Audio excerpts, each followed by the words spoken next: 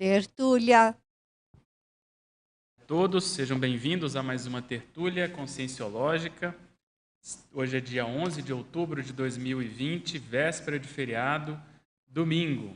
Esse é o verbete de número 5.264. Ele tem 9 páginas, 51 logias e 14 máximos.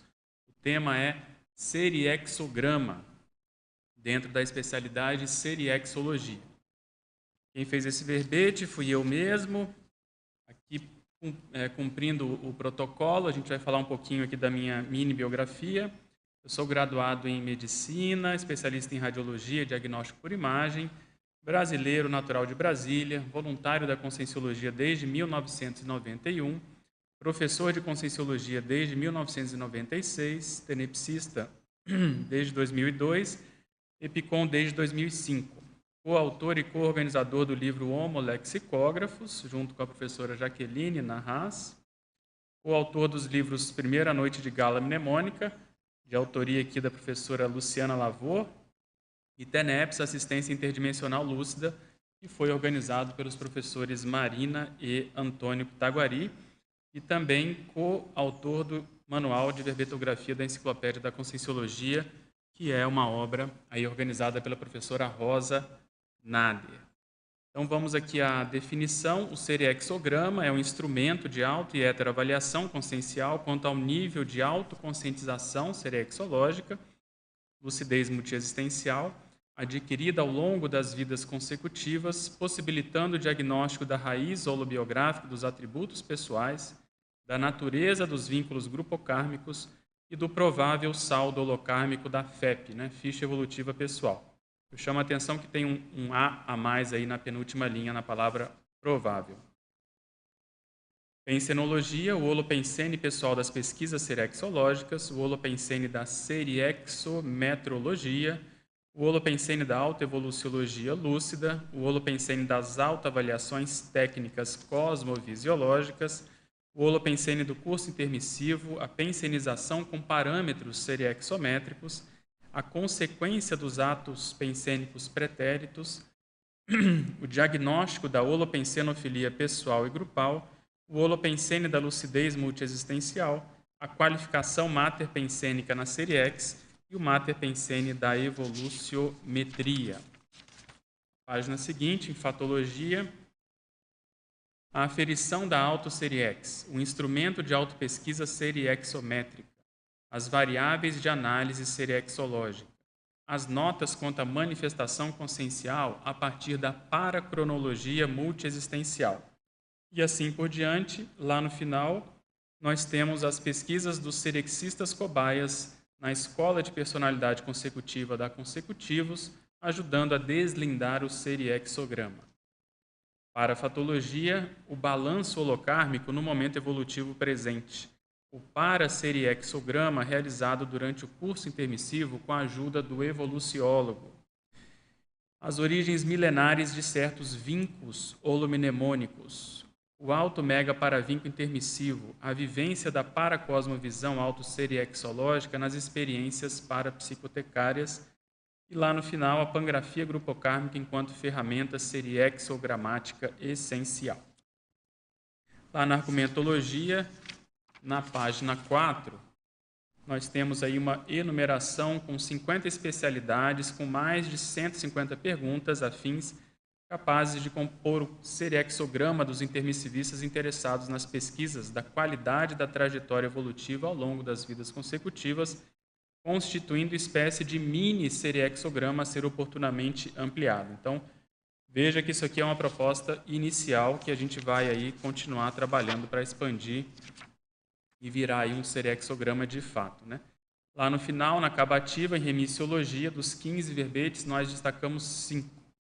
Autoenfrentamento holobiográfico, autocobaia seriexológica, autorretroconscienciometria, grupocarmograma retrocognitivo e seriexometria.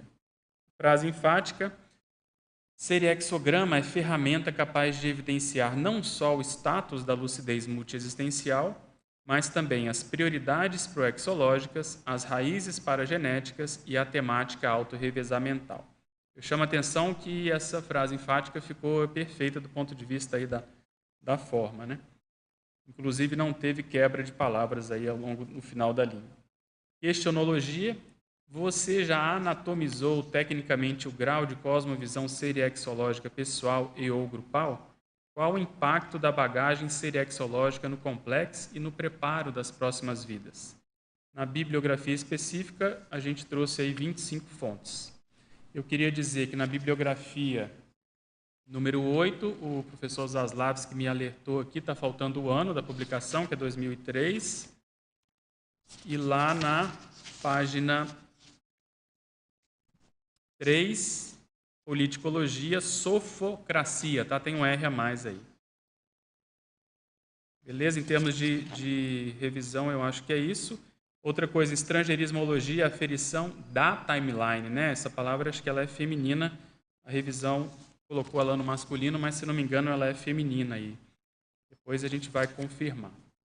Então, mega análise elaborada pela equipe da Enciclosapiens, nós temos seriexologia, serenismo, holokarma, retrosenha, holobiografia, serenometria, retropensene, criptopensene, gesconometria, atributometria, mnemopensene, megafocometria, comunexometria, seriexogramática.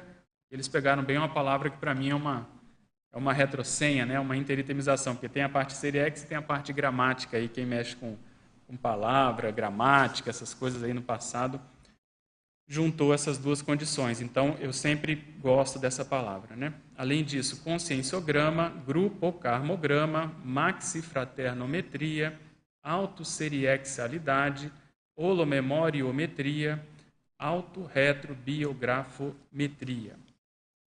Vamos, então, aqui para as perguntas. Eu queria dizer que a gente está aqui com debatedores de alto nível, a professora Silvia, da Enciclosapiens, professor João, professora Luciana Lavor, professor Daibert, da Consecutivos. Eu vou fazer umas perguntinhas de fora e a gente já passa a palavra para vocês. A gente sempre pergunta também no início do verbete por que descrever esse verbete. Eu queria dizer que esse verbete é um verbete diferente, né? Dá para ver aí pela quantidade de páginas e pelo conteúdo, ele é mais denso. E, às vezes, as pessoas me perguntam como que eu mexo com as ideias. Essa, como é uma temática complexa, né? Você propor um serexograma, propor uma abordagem desse tipo. Então, o que eu fiz? Quando a gente começou a Consecutivos, eu comecei a colher ideias nesse sentido, despretensiosamente. Em 2016, eu organizei isso na forma de perguntas, tinham mais ou menos 25 entradas, e de lá para cá a gente vem maturando. Em 2016 para 2017, eu lembro que eu pedi para a professora Jaqueline colocar isso lá na Consecutivos, lá na parede, para a gente ir maturando. Na época era Deus nos acuda, né? Como é que nós vamos pensar nisso? Como é que nós vamos pensar em que serenão que a gente tem afinidade? Como é que a gente vai... É muito distante. Mais devagarinho, hoje, a gente vê que não é tão distante assim. A gente já está preparando aí o módulo 4 da Escola de Personalidade Consecutiva, tendo por base algumas dessas perguntas. Então, essa maturação das ideias eu vejo que é importante. Às vezes as pessoas trazem temas e isso pode ser assim prematuro. Então, a gente tem que dar tempo ao tempo para a ideia ir maturando e a gente poder apresentar algo digno daquela ideia, né? Isso que pelo menos eu penso assim, né? Há também aqui uma pretensão de pegar a folha de avaliação do conscienciograma vinculada à seriexologia, lá, à serialidade, as vidas consecutivas, e expandir isso, né? Então, foi isso que me motivou a mexer com essas ideias aí, junto com a equipe da Consecutivos. Então, vamos aqui às perguntas. Boa tarde a todos. Ela começa aqui com uma brincadeira, essa pergunta vem da Suécia. Será que minha pergunta chegou antes da pergunta da Marilux? Marilux, você já não é mais a mesma. Eu quero te dizer que você hoje está aqui, ó, em quarto lugar, tá certo? Uma brincadeira. Então, ela pergunta o seguinte, na página 3, quarta linha, em trinomiologia, poderia relacionar o trinômio Reuberg, Seriex, Ressexis com o ressexograma? Tem tudo a ver, né? O ressexograma é uma proposta também de elaborar uma série de questionamentos, um instrumento para diagnosticar e, ao mesmo tempo, potencializar o nível da reciclagem existencial, né, da Consim. E aí, quando você coloca essa visão seriexológica e reurbexológica, você consegue se inserir nesse processo. Vou dar só um ponto. Qual a categoria, por exemplo, de mini peça que a pessoa tem, que esse reciclante ou essa pessoa que esteja fazendo o ressexograma tem? Ela já é um tenepsista? Ela já é um epicom? Ela já é um verbetógrafo, né? Alguém da TARES, algum professor de conscienciologia? Então, dentro dessas perspectivas mais abrangentes, que envolvem aí serialidade, né, a Reurbex, a gente tem que tentar, eu pelo menos procuro sempre tentar ser mais objetivo. Então, de modo objetivo, a gente vai tentar ver qual é o nosso papel, né, de mini peça nesse contexto macro aí do maximecanismo. Em argumentologia, página 4, ela pergunta se poderia ampliar o número 9, de espertometria, e a questão da meta optata. Vamos lá. 9. Considerando a soma dos esforços seriexológicos, em quais traços se assentam as bases da autodesassedialidade? A quantas vidas houve a viragem do mega-assediador no caso pessoal, entre parênteses, meta optata? Qual o patamar da autodesperticidade hoje? Quem são os maiores credores intra- e extrafísicos? E qual a provável raiz seriexológica da despertometria? Então, só essas perguntas aqui dariam uma tertúlia inteira. Então, o que é assim a síntese? A meta optata, a gente até tem uma aula na escola de personalidade consecutiva que a gente aprofunda isso. É um verbete do professor Valdo, em que ele faz uma analogia com a nossa trajetória holobiográfica, por isso que eu gosto bastante desse verbete. A meta optata é uma expressão latina que significa o fim do criminoso. Quer dizer, o criminoso, quando vai bolar um crime, ele faz um planejamento. Quando ele atinge esse planejamento, quando ele atinge esse fim, esse objetivo, se diz que ele teve essa meta optata. A trajetória do criminoso até chegar lá, quer dizer, todos os passos que ele vai ter que fazer primeiro, né? Às vezes assaltar alguém, às vezes preparar todo o processo, às vezes convocar ali uma gangue para poder fazer ali o ato em si, chama iter criminis, quer dizer, no latim, no processo do direito, é toda essa trajetória. Então, o professor Valdo pegou essas expressões latinas e aplicou no nosso caso, dos intermissivistas, que somos aí os ex-criminosos do passado. Então, o nosso passadão, ele não é tão bacana, assim como às vezes a gente pode pensar de início. A gente tinha uma cosmoética muito, vamos dizer, chinfrim, né? Para não dizer que não tinha nenhuma cosmoética, e agora ele está colocando uma neoacepção, quer dizer, os nossos novos objetivos assistenciais, é uma neoacepção. Então, quando a gente vem e se propõe agora a ser uma pessoa desperta, a ser um completista, a ser, vamos supor assim, um ofiexista, né, um tenepsista, é justamente isso, né? Os nossos objetivos mudaram completamente. Antes era para fazer o mal, entre aspas, né, ir contra as pessoas, ir contra o bem comum, ser anticosmoético, e agora nós estamos buscando ser mais cosmoéticos. Então, nessa pergunta, a gente tem que avaliar exatamente isso no seriexograma. Quer dizer, quantas vidas foi essa virada, né? Há quantas vidas, há quanto tempo, há quantos séculos houve a retrovida crítica, por exemplo, que pode ter íntima relação com isso? Qual foi a mudança específica, às vezes no temperamento, às vezes uma crise, às vezes até um trauma, que fez com que a pessoa mudasse e ali fosse a raiz da desperticidade atual, né? Quer dizer, da autodesassedialidade atual. Então, é nesse sentido que a gente fez aí essa inserção do conceito de meta optata, mas eu sugiro que dê uma olhada no verbete, lá existem metas a curto, médio e longo prazos para os intermissivistas. Fatologia, página 2, essa pergunta está vindo lá de São Bento do Sul. Quinta linha de baixo para cima, o projeto seriexométrico de mapear as personalidades consecutivas do grupo da Conscienciologia desde o ano 1100, nós chamamos de projeto 1100, um projeto coordenado pela professora Cristiane Ferrara. Por favor, expandir. Quais os pré-requisitos para participar desse projeto? Nós colocamos como pré-requisito assim, inicial, pelo menos a pessoa ter participado da escola de personalidade consecutiva. Por quê? Porque nós precisamos que as pessoas tenham pesquisas serexométricas, serexológicas, holobiográficas, um pouco mais consistentes, para alimentar esse banco de dados, né? O professor André Silva, que está pensando, bolando, já tem ali uma primeira versão desse projeto, para que a gente possa ir alimentando essa base de dados e ela depois consiga nos fornecer informações. Para você ter uma ideia, o João Taí, ele fez uma pergunta recente nesse sentido.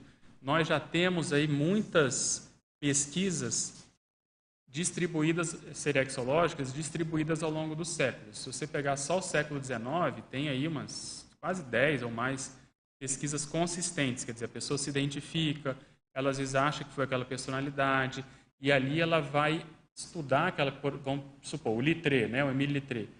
Foi feito um grupocarmograma. Por que a gente faz isso? Para a gente tentar identificar aquelas pessoas aqui hoje. Então, com quem que o Littré conviveu?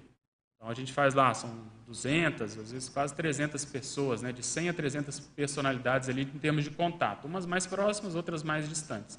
Então, você tendo essa cosmovisão grupocármica, grupocarmológica, você começa a ter uma visão melhor de como a Serex funciona. Vou dar um exemplo aqui, não sei se já foi divulgado, mas no ano que vem existe aí já uma equipe interdisciplinar preparando o fórum de serexologia, vai ser o quarto fórum, né, de serexologia, sobre a personalidade do Pasteur. Então, o Pasteur foi contemporâneo do Littré, eles tiveram contato. E o professor Marco Antônio estuda a personalidade do Pasteur. Então, nós nos unimos como a OIC, Consecutivos e OIC se uniram em termos de equipe, de trabalho, e estão dissecando as duas personalidades, o professor Marco Antônio Almeida e o Louis Pasteur, lá do século XIX. Então, veja, isso aí nós vamos fazer o grupocarmograma do Pasteur, vai haver uma sobreposição com o do Littré, e a gente parte de uma lei, um princípio serexológico, que o professor Valdo defendia, falava bastante, né, insistia bastante com a gente, que é, onde há uma personalidade consecutiva, há outras. Então, se a gente parte do pressuposto que o Littré está aqui, o Pasteur está aqui, tem outros, né? Vamos supor, Delesseps e outras personalidades, pegando só a França ali do século XIX, deve ter muito mais personalidades aqui. Então, para participar desse projeto, eu sugiro, quando tiver tempo, disponibilidade e interesse, fazer a escola de personalidade consecutiva, e nós estamos tentando correr por fora para fazer o projeto 1100, porque falta às vezes fôlego, é muita coisa para se fazer, mas a gente já está aí em outro momento agora para poder mexer mais com isso. Patologia, página 2, quarta linha. Pode argumentar, falar um pouco mais sobre este fato que deve ser bem compreendido, que é o ato de saber ler o passado no presente? Essa aí pode ser o resumo da PROEX da Consecutivos, né? A gente desenvolve aí técnicas com os professores, com os voluntários, para apurar isso cada vez mais. A gente parte de um pressuposto, de um paradigma, fazendo aí uma analogia com o paradigma indiciário, que é muito estudado na historiografia, que você não tem como, né? A personalidade atual ela se mostra, ela mostra os seus rastros, os seus vestígios, isso tudo está estampado nela. Então, em outras palavras, a gente quer aprender o que o evoluciólogo faz, que era o que o professor Valdo fazia, que é você olhar para uma pessoa e você já ter noção do passado dela, da onde ela veio, quais as suas tendências, quais as suas, vamos dizer, os seus atributos, a raiz dos seus mega-atributos e assim por diante. Então, saber ler o passado no presente é isso. Na Consecutivos, a gente usa dois métodos, né? Esse, que é você fazer um inventário da personalidade atual, da manifestação atual, e enxergar o passado a partir disso, ou ir direto ao passado através de técnicas retrocognitivas propriamente ditas. Para a patologia, página 2, terceira linha. Pode comentar e, se possível, compartilhar alguma casuística a respeito da vivência da paracosmovisão autoserexológica nas experiências parapsicotecárias?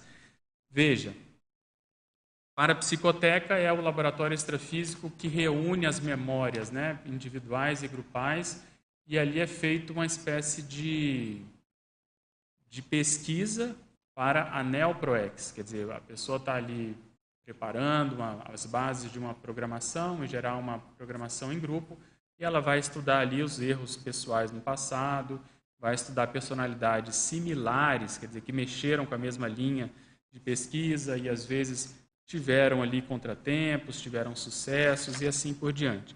Então, nós partimos do pressuposto, pegando as informações veiculadas pelo professor Valdo, e num determinado momento da nossa paraprocedência, da nossa intermissão, a gente se dedicou a isso em algum nível para poder mexer com isso aqui.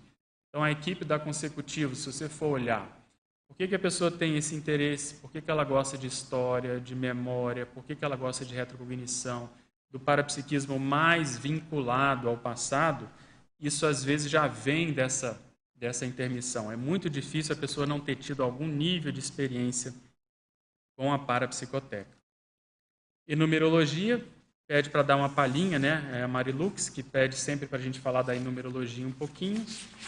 Na numerologia, eu coloquei aqui o serexograma pessoal, e aí a gente fala na argumentologia para a pessoa, quando for fazer isso, procurar um local calmo, trabalhar com as energias, se possível, ir no laboratório de autorretrocognição e ela vai mexer com as coisas dela. Depois ela pode fazer isso com duplista para comparar, ver qual o nível de interseção que há, né, de denominador comum, e assim por diante. Quer dizer, você pode aplicar isso em alguém. A nossa pretensão no futuro é organizar isso para ter uma assessoria, ter um curso em que a gente possa fazer isso até do ponto de vista institucional. Eu já falei na Consecutivos que meu sonho de consumo é o que a gente chama de roda viva, né? Que a pessoa, vamos supor, vem aqui para o tertuliário e ela está com um serexograma dela, está com um conscienciograma, está com a gesconografia, está com tudo que ela possa, assim, mais armada possível, armada até os dentes, para ela receber chumbo, para ela se preparar no momento que ela vai dessomar. Então, as pessoas, aí a gente vai trazer os especialistas de todas as ICs que puder, seja pesquisador independente ou institucional, para ajudar essa pessoa a ter uma visão mais próxima do nível de complexos dela, que ela está atingindo, né? Então, eu acho que o serexograma ajudaria muito nesse sentido. Por quê? É o que eu falo aí, inclusive, no começo da argumentologia, lá no final da página 3, depois que a pessoa vem, já é voluntária, já tem mais ou menos noção do que ela quer fazer na conscienciologia, mais vinculada à ProEx, é natural ela começar a se interessar pelo passado, ela quer saber de onde ela veio. Então, toda a autopesquisa começa a se reperspectivar, porque camadas são inseridas nessa autopesquisa. Então, eu acho inevitável nós caminharmos para isso, em termos de comunidade. O serexograma institucional, então vamos supor, a gente vai lá na Consecutivos e todo mundo aplica o serexograma, agora nós vamos ver isso, fazer ali, o Dybert, que é bom nisso, faz umas ferramentas, umas tecnologias de ver ali a síntese, para a gente tentar ver o passado em comum, e aí pode fazer isso com a CCCI em algum nível, né, algum grupo, a própria comunidade, para você chegar lá na Comunex, que é, em geral, que tem uma raiz comum, quer dizer, as pessoas vão para uma determinada Comunex em função exatamente dessa raiz serexológica comum em geral, né? E aí, finalizando, para a gente passar aqui para as perguntas daqui do tertuliário, ela pede para falar um pouquinho da frase enfática. A frase enfática é o seguinte: o serexograma é ferramenta capaz de evidenciar não só o status da lucidez multiexistencial, porque se a gente não tiver um nível de lucidez multiexistencial, hipóteses de retrovidas, retrocognições, se a pessoa não tem, vamos supor, uma personalidade-chave que ela acha que tem a ver com aquele grupo do passado, fica mais difícil dela preencher o serexograma. Mas também as prioridades proexológicas, porque ela vai ver o dia a dia, né, o aqui e agora que ela tem que aplicar, as raízes paragenéticas, que aí é o processo mais vinculado ao holossoma, ao temperamento, à interconsciencialidade ao longo da série X, e o futuro, quer dizer, a temática autorrevezamental. A gente vem evoluindo ao longo das vidas, mexendo mais ou menos com o quê? Com que temática? A gente se tornou especialista na nossa holobiografia em que aspecto? Entende? Então, é mais ou menos pegando isso que a gente pensou aí na frase enfática. Eu vou dar um exemplo, só para fechar aí a minha fala. Por que eu coloquei lá na página 8 o item 10 na bibliografia, né? Pode parecer até um nepotismo aqui, né? Defendendo a Cristiane aqui. Mas é porque eu sou fã dessa história, que as pessoas às vezes não conhecem. A Cristiane Ferraro, rapidamente, ela fez um mestrado, defendeu essa tese, que virou livro, foi distribuído gratuitamente, que é Jean-Jacques Rousseau e a Pastoral da Criança, um diálogo contemporâneo. A Pastoral da Criança foi criada, concebida, levada à frente pela Zilda Arnes.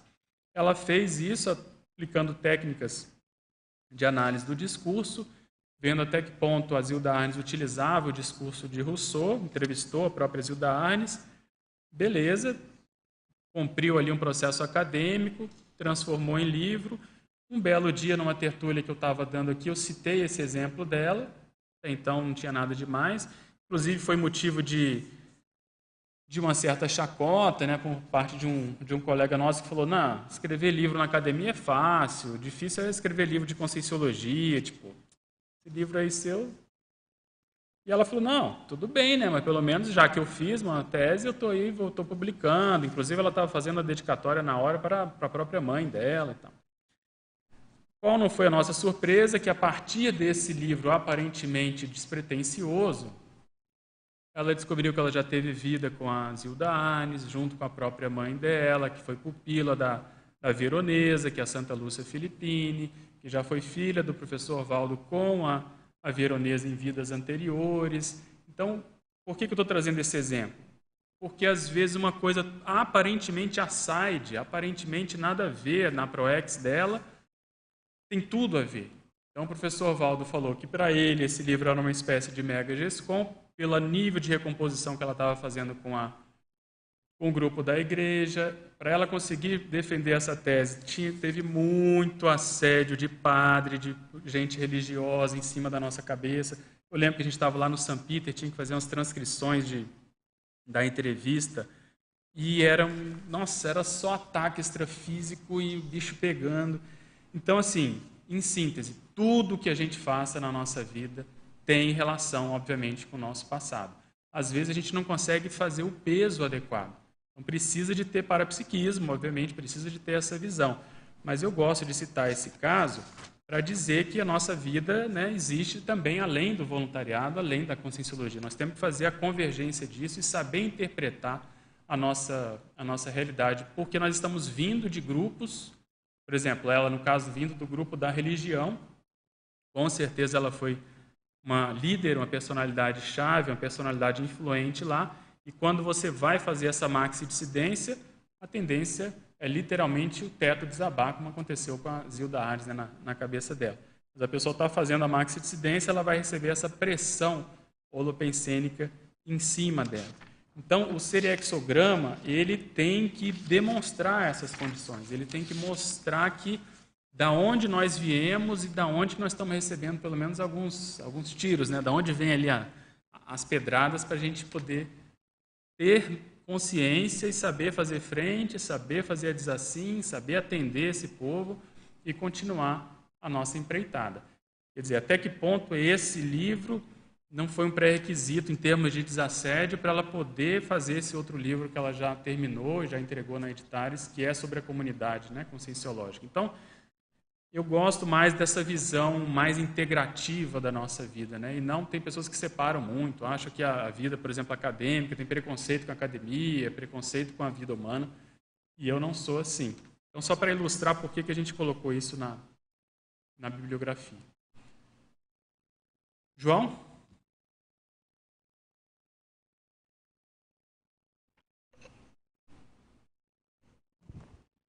Opa, parabéns pelo verbete. Eu vou te fazer uma pergunta, página 4, item 9, despertometria. Eu sei que já te perguntaram, mas eu vou citar um exemplo prático, então. Tem algumas perguntas ali, eu estava lendo, e peguei um exemplo para se localizar pelo menos e dar uma resposta certa. A quantas vidas houve a viragem do mega assediador? Então, vamos pegar o Rousseau. Então, vamos dizer que foi há 2 décadas naquele CP2 lá com o professor Valdo. Tá? Então, a gente já tem uma resposta. Daí, considerando os altos esforços que ele tem com as bases da autodesaceleridade e possível, provável raiz serexológica da despertometria atual, poderia dizer que é na área da política, porque ele já andou pelo processo político, já sofreu tudo que sofreu, aconteceu um processo de mitridatização, né? E ele vai vir a desperticidade dele, de repente, para aquele holopensene. E daí tem outra pergunta: quais são os seus credores intra- e extrafísicos? Se a gente colocasse, daí a gente achou o holopensene, né? Política. Daí a gente vai achar o tempo. Daí a gente poderia dizer a turma da Revolução Francesa. Quando se faz pesquisa serexológica, pensando no caso do Rousseau, é esse raciocínio que a gente tem que seguir? Eu acho que sim, eu acho que tá perfeito. Eu colocaria, para dar ali mais algumas camadas, o processo de liderança intelectual no holopensene político, quer dizer, ele é um filósofo, né?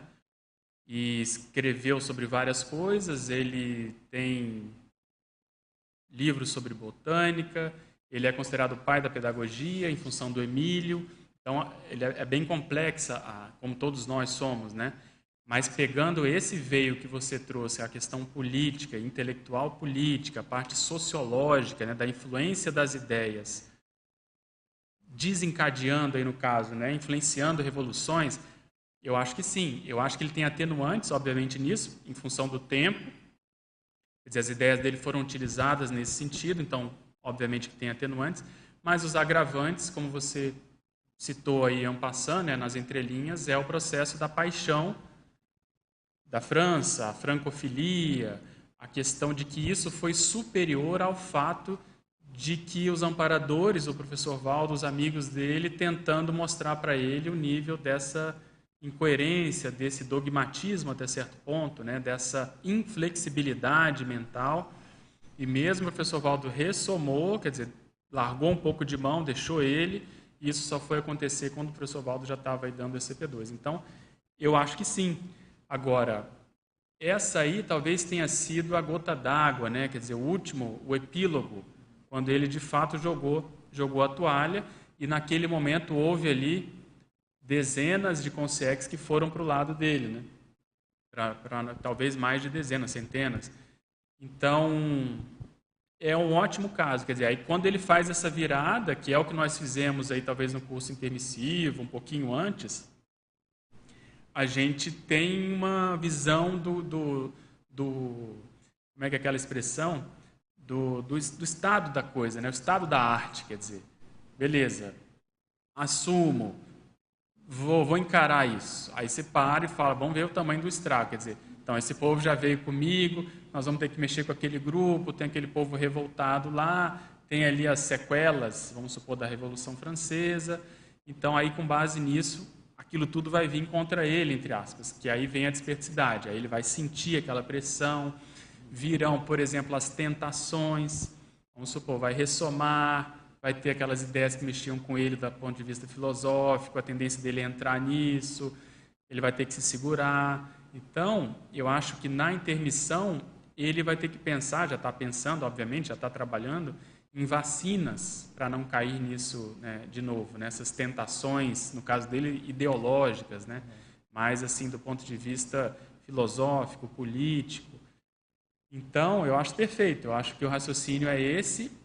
Como lidar, quer dizer, com a liderança que nós temos no passado e os liderados, que foram exemplos, né, que nós somos exemplo para eles, e dar um novo recado, quer dizer, falar, agora é outra ideia, outra revolução, né, outra proposta. Né? Eu estava pensando aqui no possível prognóstico. Ele faz de conta que ele fez o curso intermissivo e agora ele vai ressomar. Daí vamos dizer que a gente está tentando apalpar aí a ideia do evoluciólogo. Como é que na próxima vida ele vai começar a amortizar tudo isso? Qual seria o prognóstico de outras vidas? E uma coisa que você falou, me chamou a atenção, é que, vamos dizer, o que jogou um pouco aí no buraco foi a questão da paixão, né? Daí houve toda aquela coisa, a guilhotina, e deu problema. Eu estava pensando, e ele deve ser um cara muito forte, né? Muita liderança. De repente, até uma macrosoma menor para dar uma acalmada nele seria uma boa, né?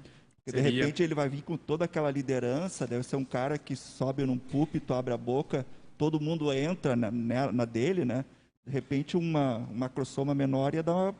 Eu acho. E outra coisa, é porque precisa estudar bem a vida dele. É interessante porque ele tinha outras questões. Ele não era fácil de conviver também. Ele conseguiu brigar com vários amigos, inclusive gente que, vamos dizer, acolheu ele na Inglaterra, pouco brigou.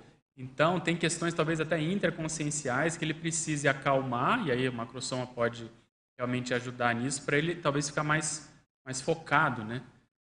E então ele vai vir, a estratégia, não sei, se ele conseguir trabalhar bem nessa intermissão, encaminhar muita gente, se ele ficar um pouco mais liberado e conseguir vir, por exemplo, como um inversor, ele pode pegar e, às vezes, conseguir fazer esse trabalho a partir da conscienciologia mais full, assim. Então, ele vem como intermissivista, aí vai pegar uma verpom da conscienciologia, vai desenvolver aquela verpom nessa área, alguma ideia, alguma ideologia. Por exemplo, a gente fala aí de mega paravinco, né? Então, qual seria o mega paravinco do Rousseau? Aquela ideia que o evoluciólogo vai dar, que é capaz de transformar, transmutar, reperspectivar o mater pensene dele por Talvez dentro, quer dizer, tenha de dentro para ligação fora. com o universalismo, no caso dele, né? Alguma coisa Ele com tem base que no mexer com universalismo, mas alguma tem que ter uma coisa disso. tintura desse processo todo, mas é algo nesse sentido, quer dizer, tem que ter uma coisa palpável, vamos supor, para direito, para política, não sei, a parte dos As, por exemplo, de interparadigma. Tem que ver qual que é a raiz maior, né, da condição dele realmente. Mas aí ele vem, aí vai desenvolver, vai fazer uma IC ou ajudar uma IC que já exista nessa área, e ele vai comendo pelas beiradas, já entra na TARES propriamente dito, aí vem TENEPS, voluntariado, tudo isso vai atendendo esses credores. Mas o ponto crítico dele talvez seja a profissão, né? O que ele vai fazer, né? Porque ele vai ter que se enquadrar talvez um pouco para acalmar realmente esse espírito dele muito. É uma consciência muito que defende muito o processo de liberdade, né? Quer dizer, ele gosta muito de. Quando você lê o livro dele que é Caminhos, como é que é? De um caminhante solitário, quer dizer, de um passeador solitário, uma coisa assim. É um livro que ele fez porque ele ia andar, ia tendo ideia e ia escrevendo, tipo um diário das andanças dele, né? Parece um processo peripatético. E lá ele conta, inclusive, que ele estava andando, pensando nas ideias, tomou um tombo, cai, bate a cabeça, fica desacordado, perde a identidade, até não sabe mais quem é, e aí atendem ele lá. Então ele parece ser um espírito muito errante, assim, de gostar dessa liberdade, e isso dificulta, parece, a convivialidade. Eu não sou especialista nele, não li muito, mas eu acho que tem algum aspecto aí de temperamento que também ele vai ter que atender. A ideia de mini peça do Max Mecanismo, talvez ele tenha que introjetar muito na intraconsciencialidade, né? Exato. O egão, né? Talvez tenha um egão, ele vai diminuir. Mexer, trabalhar com equipex, integrar e vivenciar isso extrafisicamente na prática para chegar aqui e estar vincado, estar mais assentado, né? Agora você vê, né? Assim, como a gente não sabe, é fácil falar, né? Ele é muito próximo ao professor Valdo, né? Então, até que ponto, por exemplo, se ele tivesse largado a toalha, né, jogado a toalha antes, ele já não viria nessa vida para trabalhar mais próximo do professor Valdo, e isso já, né, ajudar aí todo mundo com a experiência dele. A gente não sabe, né? Então, é um bom exemplo realmente para aplicar essas ideias aqui. Lu? Se encaixa muito na ortopensata aqui, né? Que colocou do item 2 da ortopensata, né? Que é aquele povo que é um milênio já poderia ser desperto, né? Mas ficou na questão da politicagem aqui no caso. Não sei se está baixo seu microfone, David. O David está falando da segunda ortopensata, né? Uns e outros sozinhos enturmados no judaísmo, na igreja, na monarquia, na politicagem, exatamente. É a condição que se encaixa bem nele. Quer dizer, automimeses que nós fomos tendo, né? E às vezes não caiu a ficha, já poderia ser mais já desperto antes, né? E dentro disso, né, aproveitando o gancho do alto mega paravinco, Eu fiquei pensando assim, o quanto, né, esse tempo de intermissivo vai amadurecendo sobre essas questões e vai preparando a pessoa, né, a consciência para ressomar diferente, né, domando esses instintos. E aí, qual seria, por exemplo, a partir desse efeito do curso intermissivo com esse mega paravinco, em termos de se identificar no passado? Porque vamos pensar, né, o Rousseau, ressomado depois desse período longo de intermissão, pensando sobre isso, certamente ele vai, quer dizer, a probabilidade é que ele venha mais contido, né? E o quanto isso, às vezes, dificulta a pessoa se localizar em termos de passado. Eu acho que você vê, né? Você, por exemplo, ele ressoma e sabe que é Rousseau e sabe toda essa história, né? Esses bastidores que, né? Exatamente, que o professor Valdo falou e comentou, isso gera uma pressão danada, né? Então, como é que isso vai ser, né? Que é isso que você está comentando. Quer dizer, então, a Série X realmente ela tem essa função pedagógica, didática de ir aos poucos, né?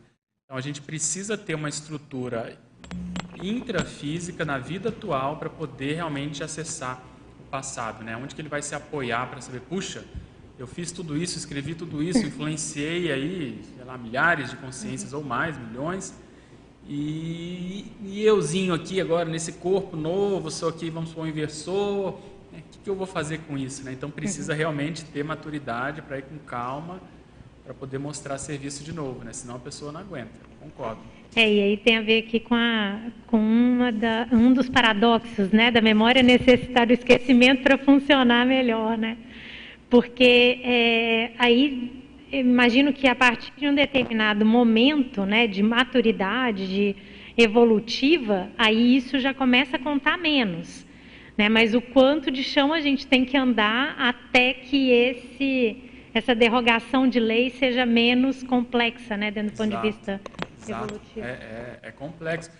Acho que tudo vai depender disso que você falou, dessa intermissão dele, que como ele já está produtivo e ativo, ele vai conseguir, talvez, ressomar mais tranquilo. Mas uma pergunta cretina é, ele vai conseguir ressomar fora da França, será? Talvez sim, né? A gente tem que ver toda a FEP dele aí, mas se ele não conseguir, a pressão vai ser maior ainda, né? E o quanto ele pode, aí eu não tinha pensado por aí, né? Mas o quanto ele pode extrafisicamente antecipar esse serviço, né? Para ele já vir mais liberado dessas cobranças na próxima vida. É isso que eu estou falando. A lucidez extrafísica dele também pode antecipar essa maturidade. Pode, porque se ele vier, como eu falei, se ele conseguir essa liberdade, vir aí como se fosse um inversor, pegando o inversor como modelo de estar um pouquinho mais liberado porque trabalhou extrafisicamente, talvez ele antecipe essa recuperação de cons, essas retacognições, e ele tem muito amparo, porque teve essa sincada aí, essa condição, mas o saldo é muito positivo, né? As ideias dele influenciaram coisas super positivas. As ideias que ele defendia, inclusive contra a monarquia, por exemplo, são fora de série, né? Obviamente tem ajustes, tem coisas da época, mas ele já está entrosado exatamente no maximecanismo. Então, isso aí vai contar a favor dele, né? Ô Pedro, no caso do Rousseau, ali na Ortopensatologia, número 2, então fala que tem gente da nossa turma que poderia ser desperto há 1 milênio, mas ficou no feudalismo, na monarquia. A gente sabe um pouco da holobiografia dele por essa amizade com o professor Valdo, né? E dá para ver que ele é um baita de um intelectual e tem muito trafores. Ele poderia entrar nesse caso, né? De repente era uma consciência que há 1 milênio poderia estar na desperticidade, mas daí ficou ali no processo da politicagem, daí não andou para frente, cheios de atributos positivos, e não andou.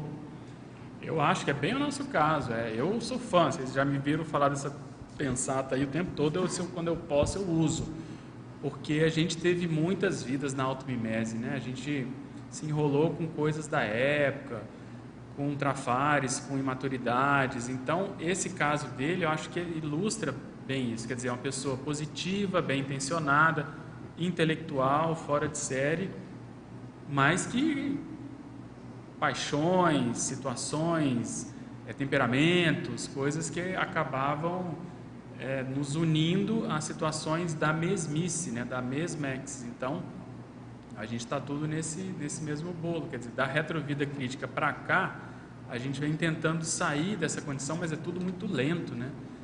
Como demora muito, como, vamos dizer assim, a mudança ela é lenta, quer dizer, 1 milênio não é nada, a gente entrou nessa condição. Então, por isso que essa vida real, essa vida atualmente, realmente ela é a mega vida crítica, né? Ela vale por 15 em função disso. Então, do mesmo modo que nós estudamos a consciência cobaia Rousseau, os intermissivistas estudam nós como consciência cobaias, né? Quer dizer, olha o Littré, olha o fulano, olha o Pasteur, olha o Darwin, olha não sei quem, para ter um pouco dessa visão de conjunto de como a Siriex funciona, né? Quer dizer, as estratégias que foram feitas, o que deu certo, aí pega lá, vamos supor, um evoluciólogo que não entrou em nada disso, que conseguiu caminhar um pouquinho mais rápido. Então, eu acho que é bem por aí mesmo. Quer dizer, cada um tem um nogódio maior. Tem a politicagem, tem a monarquia, tem a religião. Então, a gente procura estudar isso para tentar ir se liberando cada vez mais. E nessa afirmação que ele coloca que há 1 milênio já poderia ter sido desperto, você acha que ele dá para fazer um cotejo com a vida crítica? Você sabe se ele já falou alguma coisa sobre isso? Diretamente não, mas a gente faz, quer dizer, a vida crítica é aquela condição em que, né, se ensejou ali uma oportunidade, um cenário, um contexto em que a pessoa fez uma mudança maior. Só que a mudança não é linear, não é crescente, quer dizer, mudou, mas demora. Aí vem toda aquela carga vamos dizer assim, dos maus hábitos do passado, dos erros, vai cair na cabeça da consciência. Quer dizer, puxa, estou fazendo besteira, isso aqui não é o ideal. Beleza. Aí vem o retorno em cima da consciência, então ela vai ter vidas em que ela vai fazer essa recomposição. E aí a automimese é inevitável, porque ela está tentando quase que sobreviver, tentando não piorar a situação. Então ela vem muito por baixo. Às vezes tem vidas com soma alterado, né? Às vezes tem vidas que ela é vítima da situação ali várias e várias vezes, tudo estrupiado, para ela ir pagando a conta, para depois ela começar a respirar um pouquinho mais. Então, eu penso mais ou menos assim, quer dizer, depois da retrovida crítica, vem a onda da recomposição, vitimização, recomposição em cima dela. Mas, pelo menos, aquela mudança já foi feita, aquela mega virada de concepção, de raciocínio, de cosmoética, já foi feita. Então, os amparadores e evoluciólogos estão acompanhando para tentar ajudar ela a não piorar, né, a situação. Porque o duro é quando nesse trajeto a pessoa se revolta, aí vamos supor, vem por baixo, vem com o corpo estrupiado, aí se suicida de revolta, aí aquilo vai piorar, vai ter mais vida que ela vai ter que dedicar para melhorar essa situação. Então, se a consciência suporta um pouco essa pressão, aquilo vai desanuviando até ela chegar no curso intermissivo. Então, mas só que aí dentro tem um cosmos, né, de possibilidades de variações. É bem legal as reflexões, inclusive eu fiquei refletindo bastante com esse verbete, e eu acho que entra bem aqui a questão da primeira interação. A interação interseção holopensênica, interseção interassistencial. E eu também gostaria que você comentasse essa interação do ponto de vista de construção, porque a gente vê que é uma construção de ideias, mas também de forma, né? Tem uma forma que parece que foi bem pensada. Então, eu queria que você comentasse essa... Tá bom. Se você pensou, de fato, em fazer desse jeito ou se é natural. Então, vamos lá. Aqui a gente joga com as palavras, né? Não sei se todo mundo viu isso. Quer dizer, na interação, a interseção holopensênica é quando você faz o denominador comum. Quer dizer, você vai ver o holopensênico que você tem, o holopensênico que aquela consciência tem, e vai ver o que tem em comum. E a intercessão, quando você vai interceder por alguém, em termos assistenciais. Então, você sai da sua zona de conforto, puxa, fazer assistência dá trabalho, vou ter que ir lá na casa da pessoa, vou ter que levar ela no hospital, vou ter que dormir com ela, vou ter que, de algum modo, atender. Então, quando você une isso tudo numa interação, a gente começa a ver que o resultado tende a ser você ter uma visão maior do seu passado. Então, você vai estudar aquela pessoa, vai ver qual é a doença que ela está tendo, qual é o temperamento que ela tem, você vai fazer essa interseção no sentido de denominador comum, e e você vai ver que você, em geral, tem a ver com aquele processo até da doença, daquela consciência. Então, foi nesse sentido que a gente pensou, porque a melhor, pelo menos para mim, maior e melhor fonte de informações do passado é através da assistência. Então, quando você está no processo assistencial, principalmente que envolva o parapsiquismo, né? A TENEPS, um arco voltaico, uma exteriorização de energias, essa interfusão energética, em geral, te dá informações do passado. Então, foi nesse aspecto. E aí, essa outra pergunta é com relação ao confort, né? Então, nesse processo de maturação, que vem aí 6 anos, a gente vai pensando a melhor forma de apresentação, sim, mas eu não parei para pensar de fato uma coisa bem estruturada. Eu vou no grosso, assim, quer dizer, ele estava mais cru, no sentido de ter poucas perguntas, poucas entradas, no início eram 20, 25, a gente foi aumentando aos poucos para chegar a 50, e aí eu coloquei essas informações, essas perguntas aí para tentar dar aquilo que a gente quer dizer. O que mais me motiva nesse aspecto é tentar ajudar todos nós a fazer a associação de ideias. Então, você pega, por exemplo, a desperticidade junto com a meta-optata. Você pega a desperticidade junta com a seriexometria, no sentido de que a nossa desperticidade atual não começou nessa vida, ela começou nesses trabalhos aí do passado, que a gente vem aos trancos e barrancos, se assediando e tal, fazendo assistência, errando, acertando. E no curso intermissivo foi onde deu aquela lustrada maior, né? A gente começou a ter consciência, a gente parou e falou, deixa eu ver o meu patrimônio aqui para ver em que pé que eu estou. E aí a gente vem para essa vida, tem todos os desafios dessa vida, profissão, corpo, enfim, né? Adolescência, porão. E aí quando você supera tudo isso, aí você vai ver em que pé que você está. Então todo o voluntariado que a gente... Quando a gente começou a autopesquisa, que a gente vai se desassediando para dar aula, para ser voluntário, para ser, enfim, autor, seja lá o que for, está contando nessa, pelo menos eu conto nisso, nessa autodesassedialidade. E aí tem um nível em que a coisa começa a ficar mais ostensiva. Então, a visão do evoluciólogo, né, do próprio professor Valdo, é exatamente essa, quer dizer, não começou nessa vida. A gente tende a contar os anos, né? 20 anos que antigamente contava, agora são 3 anos de dedicação maior. Mas tudo isso é em função de já contar um resultado, né, anterior, um trabalho que foi feito anteriormente. Então, assim, e não é, quer dizer, esse confort desse verbete é o mínimo para atender ali uma forma, né? E a minha preocupação é que ele ficou grande, né? Assim, para verbetografia, às vezes não é o ideal, né? Porque ele fica muito grande, mas o tema exige. Então, eu até estou aqui com os meus 100 verbetes publicados, que eu estou fazendo uso todo dia. Quero aproveitar para agradecer de novo a professora Luciana. Eu fiquei sabendo que teve mais meliantes envolvidos nessa meta-optata aqui. Eu quero agradecer aqui de coração. Professora André, professora Cida Nicolau, fiquei sabendo, fora de série, professora Daiane, João Paulo, já falei. Queria saber se tem alguém mais que eu preciso agradecer. Me pediram para falar o seguinte, olha, isso aqui foi no dia 5 de setembro, quem não viu, veja lá o verbete Emancipação Consciencial, que fui surpreendido com essa condição aqui. E por que eu estou fazendo isso? Porque no seriexograma existe uma parte aí que eu coloco da produmetria. Então você pode avaliar a sua produção ao longo das vidas e aí especificamente nessa vida. Eu estava vendo aqui o seguinte, o verbete 96 é de 2018, quer dizer. Então, por 4, eu fiquei 2 anos por 4, mas isso foi de caso pensado, porque a minha tendência é ir fazendo essas coisas e o verbete para mim era muito mais fácil, só que eu tinha que ter vergonha na cara para fazer o livro. Então, eu resolvi ser mais radical, até a Cristiane falou, faz logo 100, resolve essa condição. A gente foi para Portugal, podia ter feito lá em Portugal, podia ter feito milhões de verbetes lá. Mas eu me segurei, o meu temperamento, falei, não, você precisa se concentrar no seu livro, porque é uma vergonha você não ter feito livro nenhum. Então eu fiz essa parte, até demorou mais do que a gente pensou, e aí esse ano a gente completou. Então por que eu estou ilustrando isso? Porque tudo é estratégia. Então, eu sou de tentar fazer tudo ao mesmo tempo, mas tem momentos em que você tem que dar mais gás numa coisa, gás na outra. Senão a nossa tendência, aquilo que a gente gosta, você vai fazer só aquilo.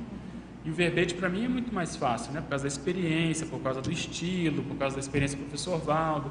Então, eu mordi na língua para poder fazer o livro e aí volto. E outra coisa, o livro, eu estava vendo, contei aqui, esse livro está me ajudando até nisso. Eu fiz aqui a contagem, eu usei desses 100, 43 verbetes lá, literalmente, no livro. Quer dizer, não foi tudo. Então, tem mais um percentual aí que eu posso usar para outras coisas, e tem coisas novas no livro que eu estou usando para fazer verbetes. Por exemplo, esse verbete atual já está lá no livro. Então, a gente vai fazendo essa interação. Mas não sei se tinha mais alguma coisa. Sim, é que a gente vê assim, que a maior parte das pessoas tem muitos indícios de experiências, de gostos, que vai ao encontro, né, daquele item da fatologia, o ato de saber ler o passado no presente. Mas muitas vezes ele não é sistematizado.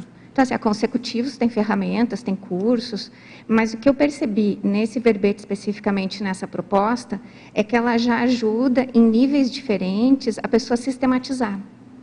Então, ela consegue, né, ir respondendo as perguntas, e eu falo assim, em níveis diferentes, porque para alguns vai ser mais superficial, mas à medida que vão aprofundando... Mas então, assim, eu achei muito interessante. Tem que começar. E pensar. Tem que começar, exatamente, porque eu faço uma analogia de pobre, né, guardadas as proporções, no meu nível, com um conscienciograma.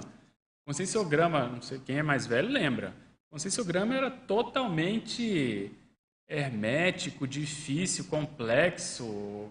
Como assim preencher? Como é que responde? É muito vago, é muito amplo, é muito subjetivo. Como é que eu vou dar uma nota? Nota 0 ou 1, nota de 0 a 10... Enfim, e aos poucos a gente foi maturando isso. Então, eu concordo com você. Aqui, para quem está vendo isso aí pela primeira vez, é uma loucura responder. Pô, não sei nada do meu passado, não tem retrocognição, não tem informação. Mas se ela começar a fazer isso que você falou, sistematizar, põe o que você tem, coloca no papel e deixa. E aí a coisa vai se avolumando, vai maturando. Mas eu vi que aqui é uma solução, na verdade, porque para quem não tem como sistematizar, a pessoa pode ir na medida do possível, alguma ela não vai responder. Teve uma aqui que eu assinalei que eu não responderia mesmo, porque eu não sei se era dos retrossomas.